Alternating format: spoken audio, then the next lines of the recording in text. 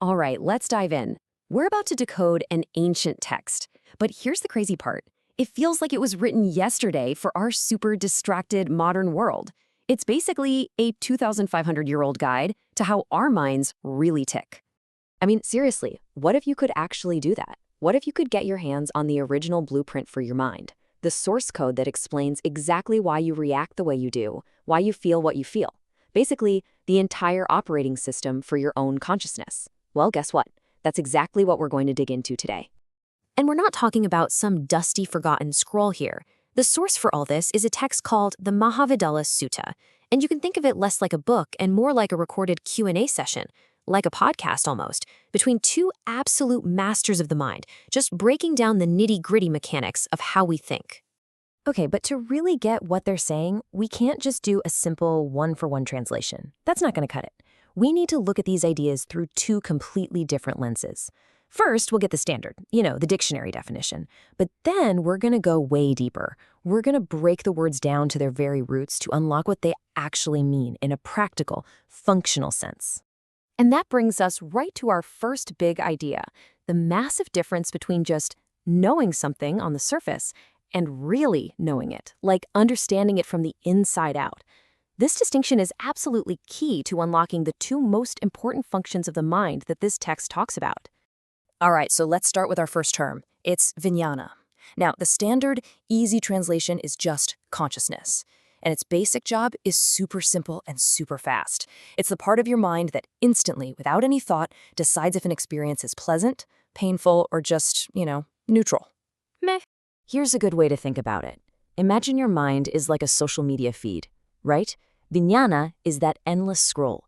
It's the instantaneous like, the angry face reaction, or just swiping right past it. It's not thinking, not at all. It's just reacting and slapping on a label in a split second. That's its whole job. Okay, so that's one player. Now let's look at the other one, panya.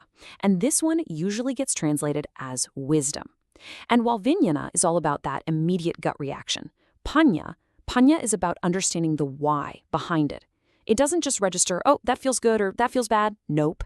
It investigates the whole backstory, the causes and conditions that made you feel that way in the first place. So let's go back to our analogy. If vijnana is that rapid-fire, endless scroll, panya is like hitting the pause button, zooming way out, and finally seeing the algorithm that's running the feed. It's what lets you see the patterns, the connections, the whole system that's driving those instant reactions. Okay, so we've got instant reaction on one hand and deep understanding on the other. They're clearly connected, right? But the text points out a really crucial distinction. What's the real difference in how they're built? This is where our second lens, that deep dive translation, becomes so important. And this is where we get to the actual source code. Check this out. Vijnana is made of two parts, vi, which means to divide, and jnana, which means to know. So it's literally dividing knowledge. Its entire purpose is to chop up reality into little bits, good, bad, pleasant, painful. It's your mind's automatic label maker. But then you have panya. It comes from pa, meaning forward, and jnana, to know. It's forward knowledge. It's not a label maker, it's a lens. It lets you see the path ahead, to understand where all those little labels are actually taking you. And you know what? The text itself makes this crystal clear. It says these two things are totally intertwined. You literally can't have one without the other. The wisdom that sees the big picture is completely linked to the consciousness that's experiencing this very moment. They're two sides of the exact same coin. But if they're so connected, why even bother having two different words for them? Why make the distinction? Well, because, and this is the brilliant part, the text explains that we're supposed to relate to them in two completely different ways. They each have a unique purpose when it comes to our own mental development. And here is the crucial takeaway. Your job isn't to try and change vijnana, that automatic label maker. You can't really. Your job is just to understand it, to watch its automatic process without getting caught up in it, without judgment. Panya, on the other hand, that lens of wisdom, that's the thing we're meant to actively develop. That's what we need to sharpen and cultivate over our entire lives. Now, this whole method of looking past the simple definition to see the deeper function, it's not just for consciousness. The text uses this exact same kind of thinking to tackle another huge, fundamental question, and it does it in the form of a fascinating little riddle about life itself. So the two masters in this dialogue, they pose a question that sounds super simple on the surface.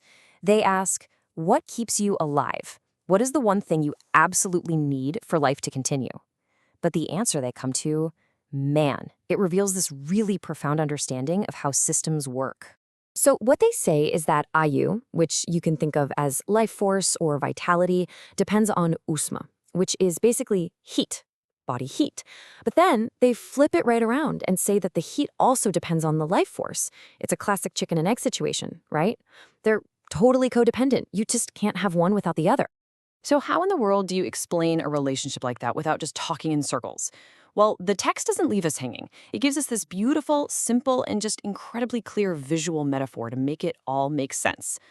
And here it is, an oil lamp. It's perfect. Think of Ayu, that life force, as the oil in the lamp. That's the fuel, the potential energy. And Uzma, the heat, is the flame itself, the active, burning energy. See? You can't have the flame without the oil, and the oil is just sitting there, useless without the flame. It's only when they work together that you get light, which, in this case, is life itself. They're two inseparable parts of one single process. Okay, so let's bring this all together. What's the big takeaway here? Why should any of us care about a 2,500-year-old conversation? Well, because this isn't just abstract philosophy. It's a practical guide. It's an owner's manual. I'm serious. Understanding these concepts is like getting the user manual for your own mind. It lets you pop the hood, see all the different parts, understand what they do. And most importantly, it tells you which parts you should be trying to develop and which parts you're really just supposed to watch and understand. So let's just lay it out one last time, super clear. You've got vijnana, your consciousness. That's the automatic label maker. Its job is to tag everything. Your job? Just to comprehend it, just watch. Then you've got panya, your wisdom. That's the pattern recognizer. Its job is to see the big picture, cause and effect. And your job there? To cultivate it, to make it grow. But why? Why go to all the trouble of cultivating this wisdom? Well, according to this ancient guide, the whole point of developing panya is to see things clearly. It's to understand that reactive little label maker inside you so well that it just doesn't control you anymore. It's about understanding the system so completely that you can finally find some freedom within it. So I'll leave you with one final question to think about. If wisdom is all about seeing the patterns behind our reactions, what's the one pattern your mind keeps running? What's that one reflexive loop that just goes on autopilot? Because really, just noticing that might be the most important first step of all.